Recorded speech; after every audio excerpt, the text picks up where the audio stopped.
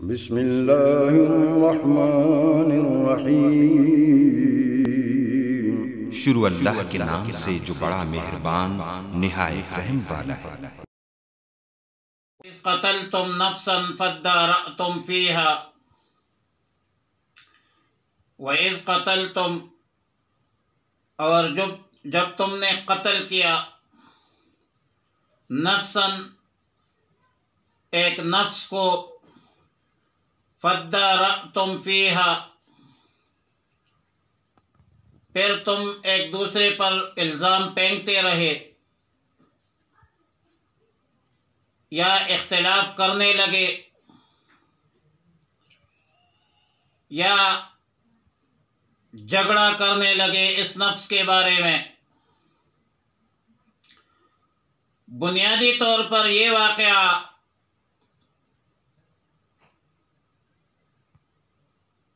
اور اس واقعہ سے پہلے کا واقعہ ایک ہے۔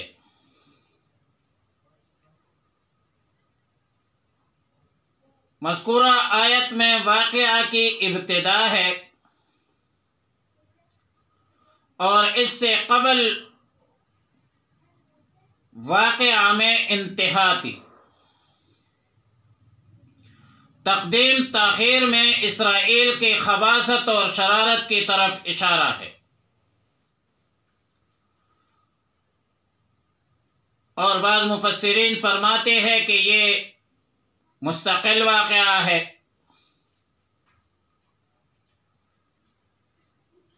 فادارأتم یا ادارأتم درآ سے ماخوذ ہے، جس کا معنی ہے دفع کرنا یا ہٹانا، اور یہ لفظ اصل میں تدارأتم تھا۔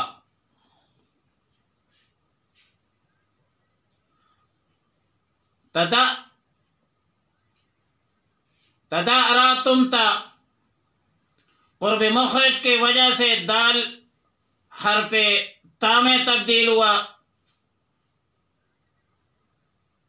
حرف دال پر تا دال پر تبدیل ہوا، پھر ساکن کر کے دوسرے دال میں ادغام ہوا، ادغام متجانسین کی بنیاد پر، اور ابتدا میں حمزہ وصل کا اضافہ ہوا۔ باب تفاعل ہے جس کی خاصیت مشارکت ہے۔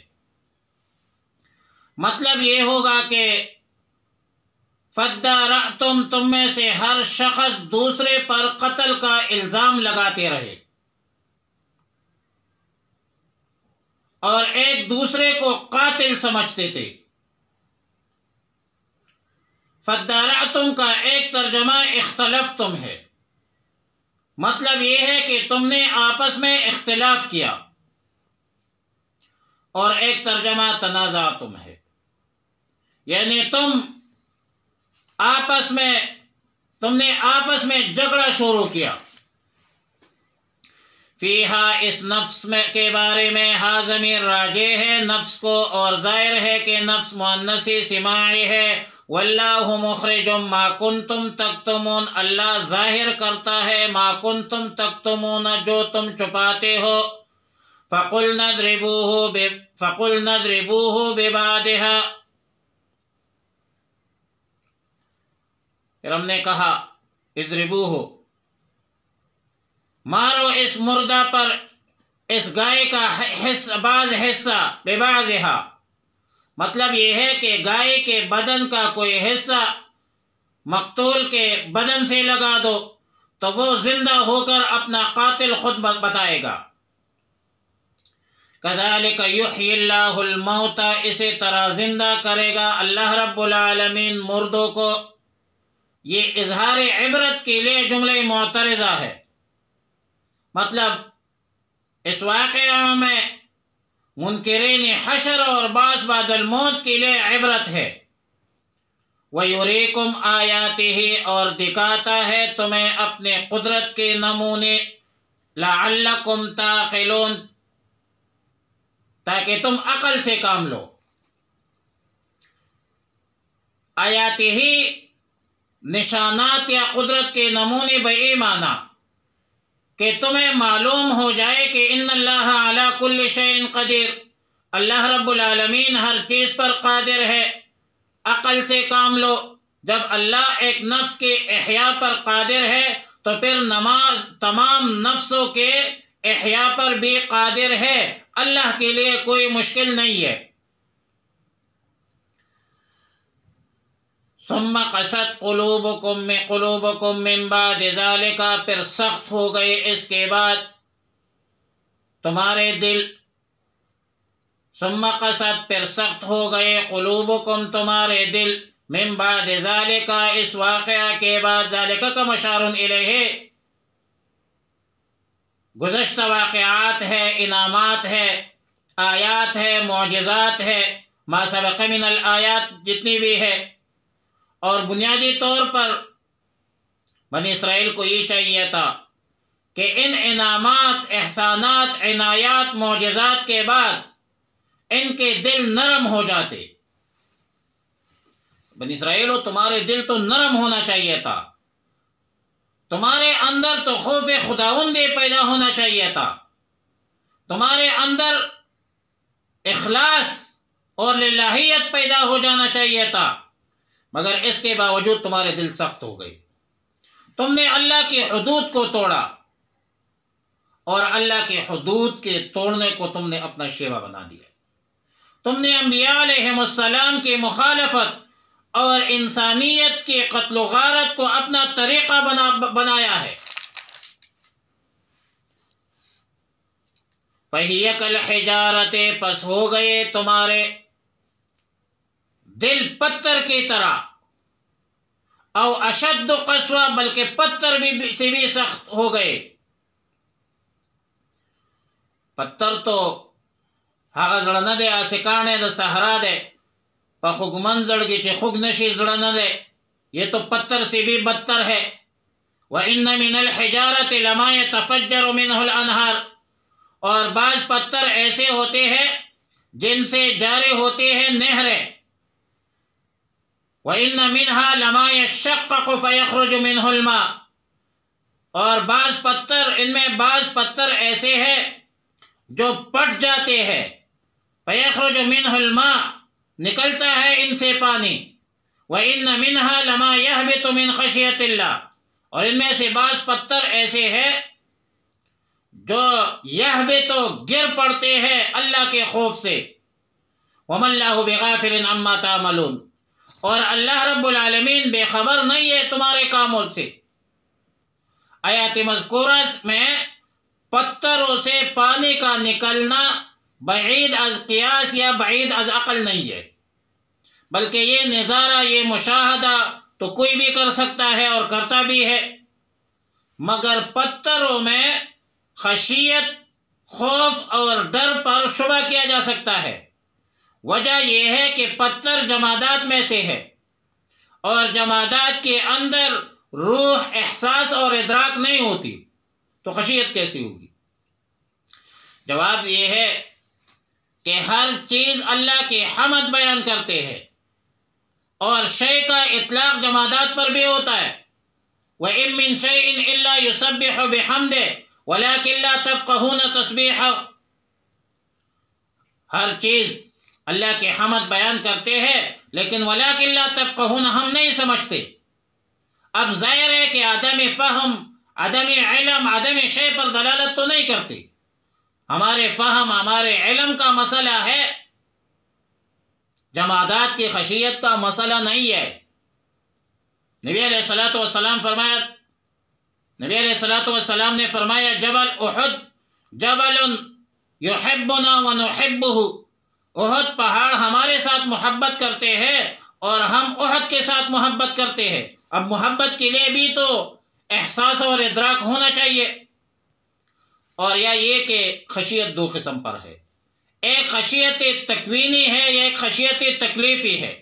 آیات مذکورہ میں خشیت تکوینی مراد ہے، جبکہ خشیت تکلیفی انسانوں کے ساتھ وابستہ ہے۔ ایک دن مفسر قرآن، عظیم محدث اور فقیہ حضرت الاستاذ مولانا رحم اللہ نور اللہ مرقدہ کے ساتھ اس حوالے سے گپ شپ ہوئی اور اسی موضوع پر گفتگو ہوئی، تو فرمایا کہ خشیت بمنزل شعور ہے، اور شعور کلی مشکک ہے، بعض چیزوں میں کم اور بعض چیزوں میں زیادہ ہوتی ہے۔ افتطمعون ان یؤمنوا لکم،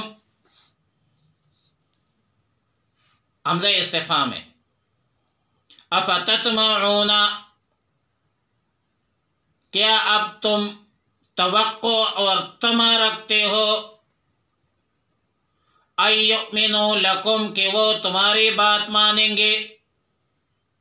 یہاں پر ایک بات سن لیجئے، استاد الاستاد شیخ القرآن حضرت مولانا غلام اللہ خان رحمہ اللہ تعالی رحمتا واسعہ، وہ فرماتے ہیں کہ اس آیت سے لے کر رکوع کے آخر تک بنی اسرائیل کے اندر 5 جماعتیں یا 5 گروہ کا بیان ہے۔ پہلی جماعت محرفین ہے جو تحریف کرتے تھے، اور یہ آیت نمبر 75 میں۔ دوسری جماعت کا تذکرہ آیت نمبر 76 میں جو منافقین ہے۔ تیسری جماعت وہ ان پڑھ مریدین ہے جس کا تذکرہ آیت نمبر 78 میں۔ چوتھی جماعت کا تذکرہ جو مال و زر کے خاطر احکام خداوندی کو تبدیل کرنے والے، وہ آیت نمبر 180۔ اور 5ویں جماعت یہ پیر اور صاحبزادے جس کا ذکر آیت نمبر 80 میں، اور آگے آیات 81 میں تخویف اخروی اور 82 میں بشارت اخروی ہے، ایک مسلمانوں کے لیے اور ایک کفار کے لیے۔ پہلے کفار کا ذکر اور بعد مسلمانوں کا۔ افتطمعون، یہ حمزہ استفہام انکار اور توبیخ کے لیے ہے، اور خطاب رسول اللہ مبارک صلی اللہ علیہ وسلم اور مسلمانوں کو ہے کہ افتطمعون ان یؤمنوا لکم، کیا تم طمع رکھتے ہو، اردو پشتو میں بھی طمع کہتے ہیں، کدے طمع دا مخلوق دا در پریکڑا بادشاہی دی مبارک شاہ کا گدائی، آیا تم طمع رکھتے ہو ان یؤمنوا لکم، کہ وہ تمہاری بات مانیں گے۔ وَقَدْ كَانَ فَرِيقٌ مِّنْهُمْ، اور تحقیق کے ساتھ ان میں تھی ایک جماعت، يَسْمَعُونَ كَلَامَ اللَّهِ، جو سنتے تھے اللہ کا کلام، ثُمَّ يُحَرِّفُونَهُ، پھر بدل ڈالتے تھے، تحریف کرتے تھے، مِن بَعْدِ مَا عَقَلُوهُ، اس کو سمجھنے کے بعد جان بوجھ کر، وَهُمْ يَعْلَمُونَ، اور وہ جانتے بھی تھے کہ أَنَّهَا جَرِيمَةٌ، یہ بہت بڑا گناہ ہے، یہ جرم ہے اور گناہ ہے۔ یہاں کلام اللہ سے مراد تورات ہے، اور یحرفون اور یکتمون کا مصداق ان الذین یکتمون ما انزلنا اور یحرفون کا مصداق وہ علماء ہے۔ وہ یہودی علماء اچھی طرح جانتے تھے کہ محمد عربی صلی اللہ علیہ وسلم اللہ کا آخری پیغمبر ہے، جس کا ذکر تورات میں موجود تھا۔ یہ یہودی علماء رسول اللہ مبارک صلی اللہ علیہ وسلم کے صفات میں تحریف کرتے تھے، اور تحریف لفظی بھی کرتے تھے، تحریف معنوی بھی کرتے تھے، معنی الفاظ بھی تبدیل کرتے تھے، اور معنی اور مطلب بھی غلط بیان کرتے تھے، اور یہ جان بوجھ کر کرتے تھے، دیدہ دانستہ طور پر کرتے تھے۔ ما انزل اللہ فی کتابہم من نعت محمد صلی اللہ علیہ وسلم، قذافی ابن کثیر، رسول اللہ مبارک صلی اللہ علیہ وسلم کی صفات کو یہ لوگ مٹاتے تھے، بیان نہیں کرتے تھے۔